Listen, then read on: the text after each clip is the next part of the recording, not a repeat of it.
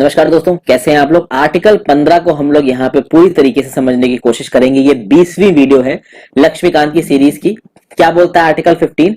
Prohibition of discrimination on certain grounds. वो कौन कौन से ग्राउंड्स हैं और क्या कुछ सर्कमस्टांसेस में ये डिस्क्रिमिनेशन किया जा सकता है, ये सारे फैक्टर्स मैं आपको बताऊंगा दोस्तों इस वीडियो में।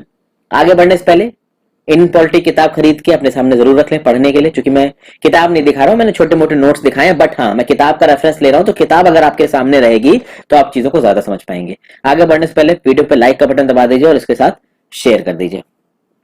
देखिए, ये है आर्टिकल 15 का टेक्स्ट। शुरुआत में ही आपको दिख रहा है prohibition of discrimination on grounds of religion, race, caste, sex और प्लेस ऑफ बर्थ। ठीक है, कुछ सब क्लॉसेस दे रखे हैं, sub clause 1, sub clause 2। Sub clause 2 के भी 2 फर्दर क्लॉजेस हैं, सब क्लॉज 3, सब क्लॉज 4 और सब क्लॉज 5। एक एक करके दोस्तों सारे सब क्लॉजेस मैं आपको बताऊंगा कैसे कैसे कॉन्स्टिट्यूशन अमेंडमेंट एक्ट आते गए, सब क्लॉजेस जुड़ते गए। आप देखोगे फर्स्ट कॉन्स्टिट्यूशन अमेंडमेंट एक्ट आएगा, उसके थ्रू सब क्लॉज जुड़ेगा। फिर कॉन्स्टिट्यूशन 93rd अमेंडमेंट एक्ट आएगा, उसके थ्रू भी एक क्लॉज जुड़ेगा। ठीक है, उसके 93rd अमेंडमेंट एक्ट 2005 को लागू करने के लिए एक और चीज सामने आई, जो कि क्या थी, जो कि थी आपकी सेंट्रल एजुकेशन इंस्टीट्यूशंस रिजर्वेशन इन एडमिशन एक्ट 2006। तो ये भी बताऊंगा। देखिए, ये थोड़ा सा ट्रिकी टॉपिक है दोस्तों, तो हो सकता है कि आप में से कई सारे लोग इसमें थोड़ा कंफ्यूज हो जाओ। तो इनके साथ आप कंफ्यूज होते हो तो आप मुझसे इंस्टाग्राम पे कनेक्ट करके अपने सवाल भी पूछ सकते हो। अब देखिए, आप किताब अगर देख रहे हैं तो किताब में सामने सामने लिखा है कि भाई आर्टिकल 15 हमारे संविधान का ये बोलता है कि स्टेट, ध्यान दीजिएगा यहां पे, ये इस वर्ड पे ध्यान दीजिएगा, state shall not discriminate against any citizens on grounds, only पे ध्यान दीजिएगा, only of religion, race, caste, sex, place of birth और एनी ऑफ देम। यानी कि स्टेट यानी कि गवर्नमेंट रिलीजन के बेसिस पे, रेस के बेसिस पे, कास्ट के बेसिस पे, सेक्स के बेसिस पे, आप कहां जन्मे हो इसके बेसिस पे आपके खिलाफ डिस्क्रिमिनेशन नहीं कर सकती। लेकिन चूंकि ये वर्ड ओनली यहां पे लगा है, तो इस वर्ड ओनली का मतलब है कि इन सारी चीजों के अलावा, religion, race, caste, sex, place of birth के अलावा किसी और फैक्टर पे आपके अगेंस्ट डिस्क्रिमिनेशन हो सकता है। तो दो पर्सन है और एक पर्सन अगर ज्यादा टैलेंटेड है और एक पर्सन है जो कम टैलेंटेड है, तो कम टैलेंटेड पर्सन ये नहीं बोल सकता कि भाई आप ज्यादा टैलेंटेड वाले पर्सन को प्रेफरेंस क्यों दे रहे हो, क्योंकि उसमें ज्यादा टैलेंट है तो उसे प्रेफरेंस मिल रही है। लेकिन अगर एक पर्सन हिंदू है, एक पर्सन मुस्लिम है, और अगर आपने हिंदू को चांस दे दिया तो मुस्लिम पर्सन ये पूछ सकता है कि इसको आपने चांस क्यों दिया, मुझे क्यों नहीं चांस दिया। अगर आपको परखना है तो काबिलियत के दम पे परखिए। तो ये चीजें हो गई। तो फर्स्ट वाला क्लॉज, दो चीजें ध्यान देने वाली, एक तो स्टेट, जो कि डिस्क्रिमिनेशन या स्टेट के नाम से बात हो रही है, और एक ओनली, यानी कि जितनी चीजें मैंने बताई इनके अलावा किसी और चीज पर डिस्क्रिमिनेशन हो सकता है। दूसरा क्लॉज पढ़ते हैं।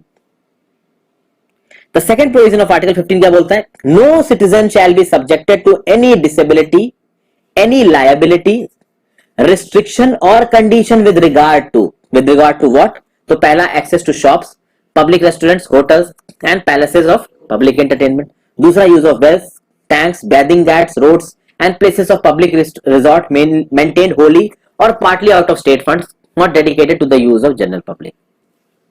ध्यान दीजिए दोस्तों, जब पहले आर्टिकल में यह बोल दिया गया है कि स्टेट डिस्क्रिमिनेट नहीं करेगा किसी भी सिटीजन के against on grounds of religion, race, caste, sex, place of birth, नहीं करेगा, तो फिर से ये दूसरा वाला क्लॉज क्यों घुस करके religion, race, caste, sex, place of birth के बारे में बात की जा रही है? देखिए, ध्यान से देखिएगा, पहले वाले क्लॉज में जो एप्लीकेबिलिटी थी वो थी स्टेट पे, और स्टेट के अंदर क्या क्या चीजें आती है वो तो मैं पहले आपको अपनी वीडियो में बता ही चुका हूं, अपनी फंडामेंटल राइट्स की पहली वीडियो में। तो पहला क्लॉज एप्लीकेबल होता है स्टेट पे।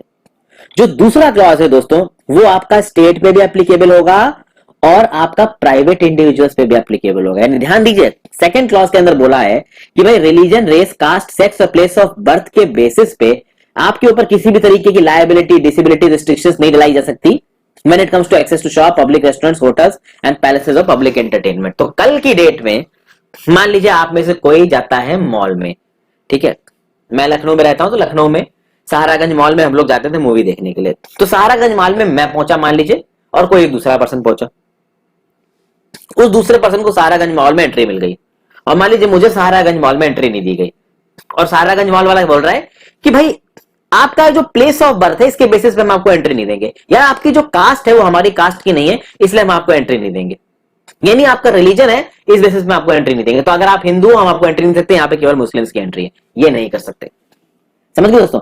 तो जो जैसे मॉल जैसी चीजें हो गई, फिर रेस्टोरेंट्स होते हैं, सब लोग जाके रेस्टोरेंट में खाना खाते हैं, होटल्स होते हैं, शॉप्स होती हैं, इन सब जगहों पे भी रिलीजन, रेस, कास्ट, सेक्स और प्लेस ऑफ बर्थ के बेसिस पे डिस्क्रिमिनेशन नहीं हो सकता, और स्टेट भी डिस्क्रिमिनेशन नहीं करेगा, और प्राइवेट पीपल भी डिस्क्रिमिनेशन नहीं करेंगे। यानी शॉप ओनर जो है, मॉल ओनर जो है, रेस्टोरेंट का ओनर जो है, वो ओनर अपनी मर्जी से एक डिस्क्रिमिनेशन नहीं कर सकता on the basis of religion, race, caste, sex और प्लेस ऑफ बर्थ। उसी तरीके से मान लीजिए कोई कुआं है, कोई टैंक है, कोई बादिंग घाट है, कोई रोड है, कोई प्लेस ऑफ पब्लिक रिसोर्ट है, कोई गार्डन है मान लीजिए, जिसको थोड़े बहुत पैसे गवर्नमेंट से लेके बनाए गए, स्टेट से लेके बनाए गए, या फिर पूरे पैसे स्टेट से लेके बनाए गए, तो उनमें भी किसी के अगेंस्ट डिस्क्रिमिनेशन नहीं हो सकता on the basis of religion, race, caste, sex, place of birth. वो एक अलग बात है कि मान लीजिए कोई कॉलोनी बनी है, मान लीजिए कोई पारसी कॉलोनी बनी है, उस पारसी कॉलोनी में सब लोग रहते हैं, अब ऑब्वियस सी बात है उस पारसी कॉलोनी के अंदर किसी और की एंट्री नहीं होगी, और मान लीजिए उस पारसी कॉलोनी के अंदर एक कुआं है, तो उस कुएं में का पानी लेने के लिए बाहर के लोग ये नहीं बोल सकते कि भैया हमें पारसी कॉलोनी में एंट्री दो क्योंकि हमको उस कुएं का पानी मिलना है, क्योंकि हो सकता है कि वो कम्युनिटी ओन्ड वेल हो, जिसको उन्होंने अपने पैसे से बनवाया हो, ना कि सरकार से पैसे लेके बनवाया हो। तो उस केस में तो भाई देखिए पारसी कॉलोनी वाले ही कुआं इस्तेमाल करेंगे, कोई और कुआं इस्तेमाल नहीं करेगा। लेकिन वो टैंक, वो वेल्स, वो बैथिंग घाट्स, वो रोड्स, वो प्लेसेस ऑफ पब्लिक रिसोर्ट जिसको सरकार के पैसे से बनाया गया है, या फिर आधे सरकार के पैसे से और आधे किसी और के पैसे से बनाया गया, जहां पे थोड़ा सा भी इन्वॉल्वमेंट हुआ है सरकार का पैसे का, वहां पे आप किसी को जाने से रोक नहीं सकते। अब देखिए थोड़ा सा यहाँ पे आपको कॉन्ट्रडिक्शन समझ में आएगा, कॉन्ट्रडिक्शन मत रखिएगा, चीजें अपने दिमाग में क्लैरिफाई रखिएगा। आप बोलोगे कि भैया मॉल में तो और पब्लिक रेस्टोरेंट में भी रोक सकते हैं, नहीं रोक सकते। देखिए मॉल्स होते हैं, मॉल सबके लिए खुले हैं दोस्तों, पूरी दुनिया मॉल में जाके शॉपिंग कर सकती है, बड़े अलग अलग तरीके के ब्रांड हैं, फिर वहां गेम पार्लर होते हैं, वहां पे आपका मूवी थिएटर होते हैं, सब जा सकते हैं। तो वो जगह तो पब्लिक के लिए बनी है ना, तो वहां पे पब्लिक में से आप किसी को नहीं रोक सकते। और जैसा कि मैंने बताया कि एक पारसी कॉलोनी है, तो पारसी कॉलोनी के अंदर जो कुआं बना है वो उस कॉलोनी के लोगों के लिए बना है, तो बाहर वालों की एंट्री थोड़ी ना हो सकती है। फिर आप ये नहीं बोल सकते कि आर्टिकल 15 क्लॉज 2 के अंदर भैया उस पारसी कॉलोनी के अंदर जाने दो क्योंकि मुझे उस कुएं से पानी पीना है, ये नहीं कह सकते आप, क्योंकि वो कुआं बिना किसी सरकार की मदद के उस पारसी कॉलोनी के लोगों ने अपने पैसे से मिलकर बनाया अपने इस्तेमाल के लिए, और कॉलोनी की एंट्री रिस्ट्रिक्टेड है क्योंकि वो उनकी प्राइवेट कॉलोनी है। तो बाहर के लोग जाके ये नहीं बोल सकते कि मुझे इस कुएं से पानी पीना है तो मुझे अंदर आने दो, नहीं आ सकते। समझ, थोड़ा बहुत फर्क आपको समझ में आ रहा है आई होप। तो जो प्रोविजन 1 था आर्टिकल 15 क्लॉज 1, ये जो क्लॉज 1 था आपका ये वाला, ये क्लॉज 1 रिस्ट्रिक्शंस इंपोज करता था केवल स्टेट्स के ऊपर, केवल स्टेट के ऊपर, स्टेट में गवर्नमेंट और गवर्नमेंट की जो एजेंसीज है। जो प्रोविजन 2 है वो ये बोलेगा कि स्टेट तो अत्याचार नहीं कर सकता, स्टेट डिस्क्रिमिनेट नहीं कर सकता, प्राइवेट इंडिविजुअल्स भी डिस्क्रिमिनेट नहीं करते। तो कोई जनरल परचून वाले की दुकान है तो वो परचून वाला सबको सामान बेचता है, तो कोई एक कास्ट का पर्सन जाके बोलता है मुझे सामान दो, उसने सामान दे दिया, कोई दूसरी कास्ट का पर्सन जाके सामान मांगता है तो वो सामान को मना कर दे, तो इस बेसिस में मना नहीं कर सकता कि आप इस कास्ट के हैं, इस बेसिस में मना नहीं कर सकता आप इस रिलीजन के हैं, आप इस रेस के हैं, आप मेल हैं या फीमेल है, या आप प्लेस ऑफ बर्थ आपका कुछ और है, इस बेसिस में मना नहीं किया जा सकता। आई होप अब तक आपको डिफरेंस समझ में आ गया होगा। अब देखिए ये क्लॉज 1 और क्लॉज 2 आपकी चीजें समझ में आ गई। अब हम आते हैं मेन चीज पे। अब मेन बवाल शुरू होगा क्लॉज 3 से, क्लॉज 4 से, और फिर आएगा आपका clause 5। Clause 3, clause 4, clause 5 important है। आप अगर अपने लक्ष्मीकांत में देखेंगे, लक्ष्मीकांत में 4 एक्सेप्शंस दे रखे हैं, 4 exceptions to the general rule of non discrimination. Provision 1 और प्रोविजन 2 आपको पूरी तरीके से समझ में आने चाहिए, तब आप प्रोविजन 3, 4, 5 के एसेंस को समझ पाओगे। देखते हैं पहला जो एक्सेप्शन बताया गया है लक्ष्मीकांत में, जो ए पॉइंट है, वो कहता है कि स्टेट को ये परमिशन है कि भाई वो कोई स्पेशल प्रोविजन बना सकते हैं वुमेन के लिए और चिल्ड्रन के लिए। ये आपका क्लॉज 3 में लिखा है। देखिए क्या लिखा है क्लॉज 3 में, nothing in this article shall prevent the state from making any special provision for women and children. एक चीज ये हो गई। फिर जो दूसरा पॉइंट है आपका एक्सेप्शन का, आपका लक्ष्मीकांत में बी पॉइंट, वो क्या बोलता है कि स्टेट को यह परमिशन है कि वो स्पेशल प्रोविजंस बना सकते हैं किसी सोशली और एजुकेशनली बैकवर्ड क्लास की एडवांसमेंट के लिए, या फिर शेड्यूल्ड ट्राइब्स या शेड्यूल्ड कास्ट के लिए। तो देखिए नथिंग इन दिस आर्टिकल और in clause 2 of article 29 shall prevent the state from making any special provision for the advancement of any socially and educationally backward class of citizens or for the scheduled caste and scheduled tribe। ये जो clause 4 है ये आया किसके through? ये clause 4 आया आपका first amendment act 1951 के थ्रू। फर्स्ट अमेंडमेंट एक्ट 1951 के थ्रू ये क्लॉज 4 डाला गया था आर्टिकल 15 के अंदर। बहुत इंपॉर्टेंट इंफॉर्मेशन है ये। हुआ क्या था कि देखिए, जो गवर्नमेंट थी, खासकर जो सेंट्रल गवर्नमेंट थी और बहुत सारी जो स्टेट गवर्नमेंट थी, वो कर क्या रही थी, वो ये करने की कोशिश कर रही थी कि जो सोशली और एजुकेशनली बैकवर्ड क्लास के जो लोग थे, खासकर शेड्यूल कास्ट और शेड्यूल ट्राइब्स के लोग थे, उनके लिए कुछ स्पेशल अरेंजमेंट्स किया जा रहे थे ताकि वो ऊपर आ सकें। तो उन स्पेशल अरेंजमेंट्स के अगेंस्ट में बहुत सारे लोगों ने जाके कोर्ट में केस फाइल कर दिया। उन लोगों ने बोला कि भाई हमारा आर्टिकल 29 के अंदर जो राइट्स हैं वो वायलेट हो रहे हैं, आर्टिकल 29 क्लॉज 2 के अंदर जो हमारे राइट्स हैं वो वायलेट हो रहे हैं। अब देख लेते हैं आर्टिकल 29(2) के अंदर क्या लिखा हुआ है। No citizen shall be denied admission into any educational institution maintained by the state और receiving aid out of state funds on grounds only of religion, race, caste, language और एनी ऑफ दैट। तो अगर आप reservation को लेके आते हो तो रिजर्वेशन के बेसिस पे एक स्पेसिफिक कास्ट के लोगों को ज्यादा मौका मिलेगा आगे आने का। तो अगर एक स्पेसिफिक कास्ट के लोगों को ज्यादा मौका मिलेगा आगे आने का, तो कुछ लोगों को कम मौका मिलेगा आने का। तो जिन लोगों को कम मौका मिल रहा था उन्होंने बोला कि आर्टिकल 29(2) के अंदर हमारे राइट्स का वायलेशन हो रहा है। तो सुप्रीम कोर्ट में चले गए, हाई कोर्ट में चले गए। सुप्रीम हाई कोर्ट ने गवर्नमेंट से बोला आप ये नहीं कर सकते। तो फिर गवर्नमेंट ने बोला फर्स्ट अमेंडमेंट एक्ट 1951, और फर्स्ट अमेंडमेंट एक्ट 1951 के थ्रू आर्टिकल 15 क्लॉज 4 में डाल दिया ये टेक्स्ट। ये टेक्स्ट ये बोलता है कि भैया क्लॉज 2 आर्टिकल 29 को कोई चीज वायलेट करती है या फिर इस आर्टिकल को, आर्टिकल 15 को कोई चीज वायलेट करती है। आर्टिकल 15 को वायलेट करने का मतलब है आर्टिकल 15 क्लॉज 1 और आर्टिकल 15 क्लॉज 2।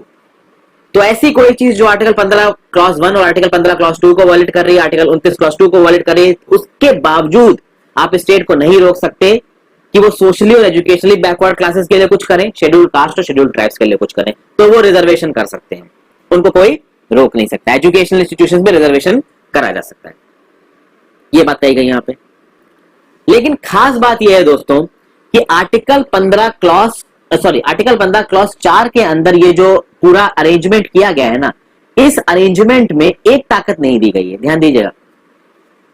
आर्टिकल 15 क्लॉज 4 को कॉन्स्टिट्यूशन फर्स्ट अमेंडमेंट एक्ट 1951 के थ्रू लाया गया ताकि स्टेट कुछ स्पेशल प्रोविजंस ले for the advancement of backward class of citizens. लेकिन आर्टिकल 15 क्लॉज 4 के अंदर government backward class of citizens के लिए फ्री कंसेशंस दे सकती है, सीट्स रिजर्व कर सकती है, लेकिन केवल उन इंस्टीट्यूशंस में सीट रिजर्व कर सकती है जिनको गवर्नमेंट से मदद मिल रही है, जिनको स्टेट से मदद मिल रही है। आर्टिकल 15 क्लॉज 4 के अंदर स्टेट को यह ताकत नहीं मिलती है कि वो रिजर्वेशन को प्राइवेट इंस्टीट्यूशंस में लेके आ सके। और आपको पता है, देखिए, जब ये फर्स्ट अमेंडमेंट एक्ट 1951 आया तो उस समय देश ऑलमोस्ट आजादी हुआ था।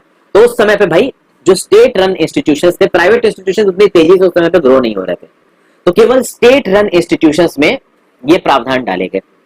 धीरे धीरे आप आगे देखोगे कि भाई प्राइवेट इंस्टीट्यूशंस बहुत तेजी से इंडिया में ग्रो करना शुरू करेंगे, और जितनी सीटें जो प्रोफेशनल कोर्सेज होते हैं, एमबीए हो गया, बीटेक हो गया, इन सब कोर्सेज के लिए जितनी सीटें प्राइवेट कॉलेजेस में हैं उससे बहुत कम सीटें गवर्नमेंट कॉलेजेस में, यानी वो कॉलेजेस जिनको स्टेट फंड कर रही है।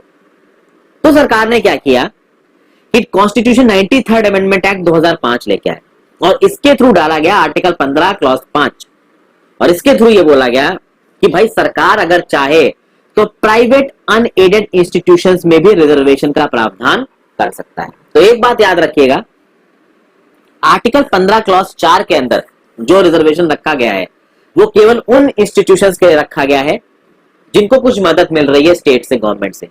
आर्टिकल 15 क्लॉज 5 के अंदर जो रिजर्वेशन रखा गया है वो जो स्टेट के द्वारा फंडेड इंस्टीट्यूशंस हैं उनमें तो लागू होगा ही, और अगर सरकार चाहे तो प्राइवेट इंस्टीट्यूशंस में भी इस रिजर्वेशन को लेके आ सकती है। हालांकि बहुत कम ऐसा हुआ है दोस्तों कि प्राइवेट इंस्टीट्यूशंस में रिजर्वेशन लाया गया हो। आप देखेंगे बहुत बड़े बड़े कॉलेजेस हैं, प्राइवेट कॉलेजेस, जहां पे रिजर्वेशन अभी नहीं है।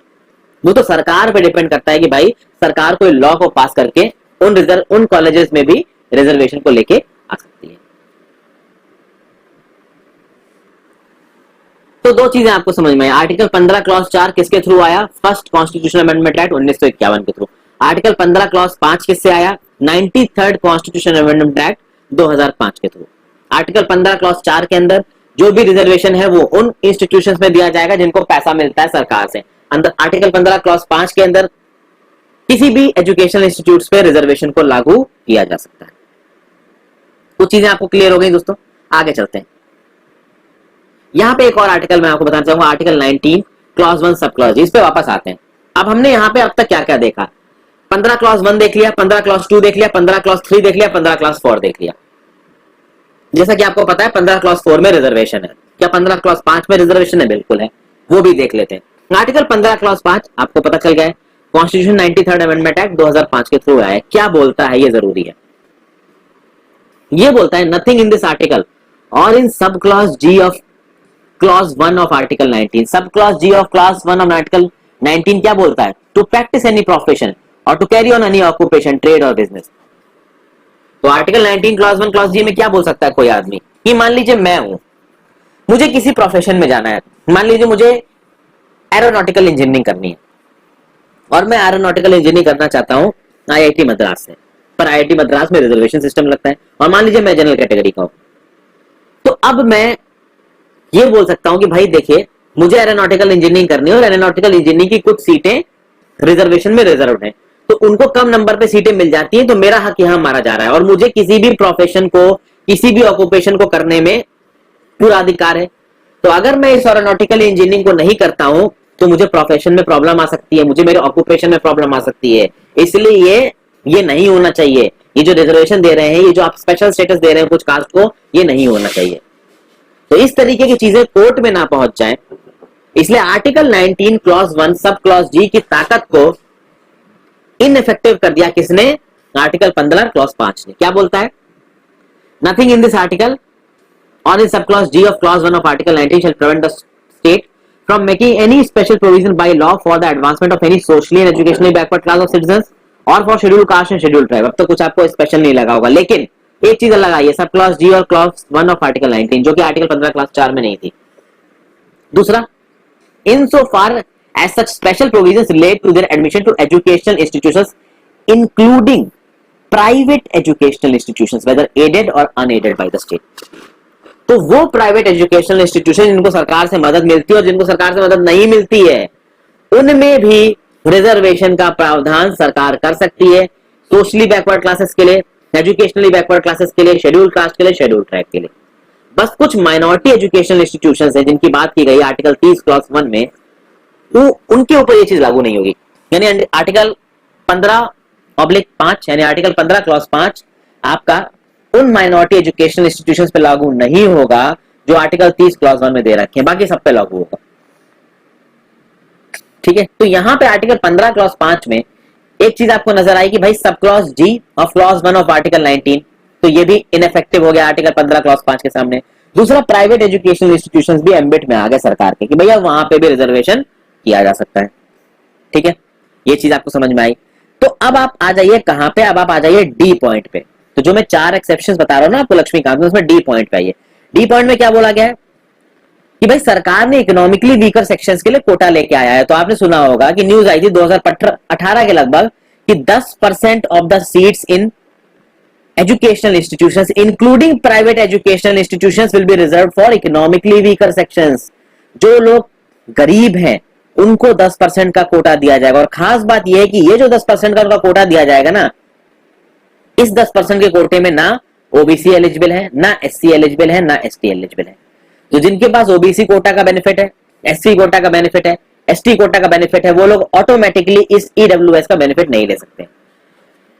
ओबीसी एससी एसटी के बाहर बचते हैं जनरल कैटेगरी। उस जनरल कैटेगरी में जो लोग गरीब हैं वो इकोनॉमिकली वीकर सेक्शन का बेनिफिट ले सकते हैं 10% का। तो ये जो 10% का जो बेनिफिट है ये अभी के करंट रिजर्वेशन से अलग है। तो 27% का रिजर्वेशन चल रहा है ओबीसी के लिए, 15% का रिजर्वेशन चल रहा है आपका एससी के लिए, 7% का रिजर्वेशन चल रहा है आपका एसटी के लिए। तो ये 27 और 15 7 22 49% का रिजर्वेशन है अभी, और इसमें 10% का रिजर्वेशन दे दिया गया है इकोनॉमिकली वीकर सेक्शन। तो टोटल पूरे इंडिया में 59% of the seats are reserve. But ये इकोनॉमिकली वीकर सेक्शन वाला जो डिसीजन है ये काफी अच्छा है दोस्तों, क्योंकि हायर क्लास में भी कुछ ऐसे लोग आते हैं जो सच में गरीब हैं। और आज की डेट में आपको दुनिया पता ही है दोस्तों, जिसके पास पैसा नहीं है ना उसके पास कुछ भी नहीं है। ठीक है, वो बहुत लाचार है, बहुत गरीब है। इसलिए ये 10% का कोटा इकोनॉमिकली वीकर सेक्शंस को देना जरूरी था, क्योंकि जो प्रेजेंट कोटास चल रहे हैं ओबीसी एससी एसटी, इनको हटाना ऑलमोस्ट इम्पॉसिबल है। अगले 40 50 60 सालों में जब इंडिया डेवलप्ड हो जाएगा, जब सारी क्लासेस ऊपर उठ जाएंगी, जब लोग बहुत ज्यादा मॉडर्नाइज और एडवांस हो जाएंगे, तब शायद इस ओबीसी एससी एसटी के कोटे को हटा दिया जाए और हमारी सोसाइटी में कोई भी कोटा ना रहे। लेकिन तब तक सरकार को ये लगा कि भाई जो इकोनॉमिकली वीकर सेक्शंस हैं इनके लिए क्या किया जाए, तो उनके लिए 10% का ये एक्स्ट्रा कोटा लेके आया गया है। अब आपके लक्ष्मीकांत में बात की गई reservation for OBCs in educational institutions, इसके बारे में बात कर लेते हैं दोस्तों। तो देखिए 93rd अमेंडमेंट एक्ट पास किया गया 2005 का, और इस 93rd अमेंडमेंट एक्ट के अंदर सरकार ने पास किया सेंट्रल एजुकेशनल इंस्टीट्यूशंस रिजर्वेशन इन एडमिशन एक्ट 2006, जिसने बोला कि भाई अदर बैकवर्ड क्लास के लोगों को 27% का कोटा दिया जाएगा। कहां कहां? तो सेंट्रल हायर एजुकेशनल इंस्टीट्यूट जैसे आईआईटी, आईआईएम, इन सब में। ये केस सुप्रीम कोर्ट पहुंच गया, पहुंचना ही था सुप्रीम कोर्ट। जब सुप्रीम कोर्ट में ये केस पहुंचा तो सुप्रीम कोर्ट ने बोला कि ठीक है भाई, हम मानते हैं आपका ये जो 93rd अमेंडमेंट एक्ट है 2005 का, इसको भी हम मानते हैं सही है, और आपका ये जो सेंट्रल एजुकेशनल इंस्टीट्यूशंस रिजर्वेशन इन एडमिशन एक्ट 2006 का ये जो लॉ है, इसको भी हम कॉन्स्टिट्यूशनली वैलिड मानते हैं। लेकिन ओबीसी कैटेगरी के अंदर आपको क्रीमी लेयर को एक्सक्लूड करना पड़ेगा। जो एडवांस सेक्शन है, जो पैसे वाले सेक्शन है, उन पैसे वाले सेक्शन को हटा दीजिए। जो डिसएडवांटेज सेक्शन है उन्हीं को इस ओबीसी कोटा का बेनिफिट मिलना चाहिए। तो ये बात बोली आपका किसने? कोर्ट ने। तो भाई अब अभी के लिए ओबीसी कोटा में क्रीमी लेयर में कौन आते हैं, यानी कि उन लोगों के बच्चों को कोटा नहीं मिलेगा। तो कौन कौन है दोस्तों उसमें? तो देखते हैं। अगर कोई पर्सन प्रेसिडेंट की पोस्ट पे बैठा है, वाइस प्रेसिडेंट की पोस्ट पे बैठा है, सुप्रीम कोर्ट का जज है, हाई कोर्ट का जज है, यूपीएससी या स्टेट पब्लिक सर्विस कमीशन का मेंबर है, सेंट्रल इलेक्शन कमीशन का मेंबर है, कैग का मेंबर है, कंट्रोलर एंड ऑडिटर जनरल का, या फिर किसी इसी तरीके की बॉडीज का मेंबर है, तो उनके बच्चों को कोटा बेनिफिट नहीं मिलेगा ओबीसी का। दूसरा, आप ग्रुप ए एम्प्लॉय हो, तो मान लीजिए कल की डेट में आप इंडियन फॉरेन सर्विसेज निकाल लेते हैं, इंडियन फॉरेस्ट सर्विसेज निकाल लेते हैं, Indian police services, revenue services, IAS या कोई भी और इंडियन इंजीनियरिंग सर्विसेज निकाल लेते हैं, आप ग्रुप ए में पहुंच जाएंगे। ग्रुप ए में पहुंच जाएंगे तो आपके बच्चों को कोटा बेनिफिट नहीं मिलेंगे। दूसरी बात, मान लीजिए कल की डेट में आप एसएससी सीजीएल का एग्जाम निकाल देते हैं और इनकम टैक्स इंस्पेक्टर बन जाते हैं, तो उस केस में आप ग्रुप बी ऑफिसर होंगे। ठीक है, हालांकि इनकम टैक्स इंस्पेक्टर को ग्रुप सी ही बोला जाता है, बट उनके सारे जो बेनिफिट्स हैं वो ग्रुप बी के। मान लीजिए आप सेंट्रल एक्साइज इंस्पेक्टर बन जाते हैं, जीएसटी, सॉरी एक्साइज तो नहीं रहा, जीएसटी इंस्पेक्टर बन जाते हैं, तो वो ग्रुप बी पोस्ट है, तो उस केस में आपके बच्चों को भी कोटा बेनिफिट नहीं मिलेगा। अगर आप एक ऊंची पोस्ट में है, जैसे कि सेंट्रल और स्टेट सर्विसेज में जो ग्रुप ए और ग्रुप बी एम्प्लॉय है, उनके इक्विवेलेंट पोस्टें हैं पब्लिक सेक्टर यूनिट्स में, पब्लिक सेक्टर बैंक्स में, पब्लिक सेक्टर यूनिट्स जैसे कि एनटीपीसी हो गई, बीएचईएल हो गई, ओएनजीसी हो गई, आईओसी हो गई, इस टाइप की कंपनी हो गई, गेल हो गई, इंश्योरेंस ऑर्गेनाइजेशन, बड़ी बड़ी यूनिवर्सिटीज, या इवन प्राइवेट एम्प्लॉयमेंट में भी अगर आप एक ऊपर लेवल पे हो तो आपके बच्चों को कोटा बेनिफिट नहीं मिलेगा। अगर आप कर्नल की रैंक के में हो आर्मी में, या फिर नेवी, एयरफोर्स या पैरामिलिट्री फोर्सेज में एक ऊंची पोस्ट पे हो, तो आपके बच्चों को ओबीसी कोटा बेनिफिट नहीं मिलेगा। अगर आप कोई बड़े प्रोफेशनल हो, डॉक्टर हो, वकील हो, इंजीनियर हो, आर्टिस्ट हो, ऑथर हो, कंसल्टेंट हो, अच्छे खासे पैसे कमा रहे हो, ट्रेड बिजनेस इंडस्ट्री में लगे हुए हो, तो आपको कोटा बेनिफिट नहीं मिलेगा। अगर आपके पास एक लिमिट से ज्यादा एग्रीकल्चरल लैंड है या एक लिमिट से ज्यादा अर्बन एरिया में लैंड है, तो आपको ओबीसी कोटा का बेनिफिट नहीं मिलेगा। अगर आपकी एनुअल इनकम 8 लाख रुपए से ज्यादा है तो आपको कोटा का बेनिफिट नहीं मिलेगा। अब ये जो 8 लाख की इनकम लिमिट है ये तो 2017 में लेके आई गई थी। ठीक है, 1993 में जब ये चीज आई थी क्रीमी लेयर वाली दोस्तों, तो उस समय पे जो क्रीमी लेयर की जो सीलिंग थी वो थी 1 लाख रुपए। अब आप में से बहुत से लोग ये सवाल पूछोगे कि सर आप ये 1993 में जो ये 1 लाख है ये तो आप किताब से पढ़ के बोल रहे हो, लेकिन अभी आपने थोड़ी देर पहले बताया कि जो ओबीसी कोटा है ये तो 2006 में लागू हुआ। तो जब कोटा 2006 में लागू हुआ तो ये क्रीमी लेयर 1993 वाला क्या लॉजिक है? तो लॉजिक ये है दोस्तों कि पहली बार इस क्रीमी लेयर को लागू किया गया था सत्यनाथन कमीशन के द्वारा, सत्यनाथन कमीशन के द्वारा 1971 में। और जब इस सत्यनाथन कमीशन की जो रिकमेंडेशंस थी, जब इनको लागू किया गया तो ये बोला गया कि भाई सिविल पोस्ट जो है उनमें जो कोटा रखते हो आप, तो एससी एसटी कोटा चल ही रहा था, तो सिविल पोस्ट में जो आप कोटा रखते हो उस कोटे में भाई अगर एक लिमिट से ज्यादा कोई कमा रहा है तो उसको आप बेनिफिट मत दो रिजर्वेशन का। तो जो क्रीमी लेयर की बात की थी भाई ये सारी बैकवर्ड क्लासेस में बात की गई थी। ठीक है, क्योंकि ओबीसी का हिसाब जो आया है वो काफी बाद में आया, हालांकि ओबीसी के लिए जो रिजर्वेशन की बात चल रही थी वो पहले से चल रही थी। मंडल कमीशन के बारे में अगर आपको पता हो, कभी किसी और वीडियो में बताऊंगा दोस्तों, इस वीडियो में बताने लायक वो टाइम नहीं। मंडल कमीशन से ही ये ओबीसी कोटा की बात उठी थी। बाद में 2003-2005 में जब पॉलिटिक्स कुछ टूटती सी नजर आई सेंट्रल गवर्नमेंट की, तो वो इस तरीके का एक कोटा ले आए। ठीक है, चलिए वो एक अलग चीज है, वो एक पॉलिटिकल चीज है, उसमें हम लोग नहीं जाते हैं। तो हम देखेंगे कि 1993 में जब इस क्रीमी लेयर की बात हो रही थी तो सीलिंग रखी गई, तो 1993 में क्रीमी लेयर बोला जाता था जो लोग कम से कम 1 लाख रुपए कमा रहे हो। फिर आप देखोगे 2004 में जो लोग 2.5 लाख या 2.5 लाख से ज्यादा कमा रहे हैं वो क्रीमी लेयर में आए। 2008 में ये लिमिट हो गई 4.5 लाख की, और उसके बाद आप देखोगे 2013 में 6 लाख हो जाएगी यही लिमिट, और 2017 आते आते ये लिमिट हो जाएगी 8 लाख। तो अभी के लिए अगर 8 लाख से ऊपर हो आप तो ओबीसी कोटा का बेनिफिट आपको नहीं मिलेगा। ठीक है, अब आते हैं आखिरी चीज पे जो कि है 103rd अमेंडमेंट एक्ट ऑफ 2019। इसके थ्रू क्या बोला गया? इसके थ्रू ये बोला गया भैया 10% रिजर्वेशन इकोनॉमिकली वीकर सेक्शंस के लिए, और जैसे कि मैंने बता दिया ये रिजर्वेशन केवल उनको मिलेगा जो SC ST OBC Kota benefit जिनके पास नहीं है। इसके कुछ क्राइटेरिया है। क्या क्राइटेरिया है भैया? आपकी फैमिली की ग्रॉस इनकम 8 लाख से कम होनी चाहिए, और इस ग्रॉस इनकम में चाहे वो एकदम आपकी एग्रीकल्चर से आ रही हो, चाहे बिजनेस से आ रही हो, चाहे किसी भी प्रोफेशन से आ रही हो, चाहे आप कहीं जाके कोचिंग पढ़ा रहे हो उससे आ रही हो, आपकी टोटल जो फैमिली की इनकम है, फैमिली इनकम की बात हो रही है यहाँ पे। ओबीसी कोटा वाले में फैमिली इनकम की बात नहीं हुई है। ओबीसी कोटा में जो क्रीमी लेयर उसमें फैमिली इनकम की बात नहीं हुई, यहाँ फैमिली इनकम की बात हो रही है।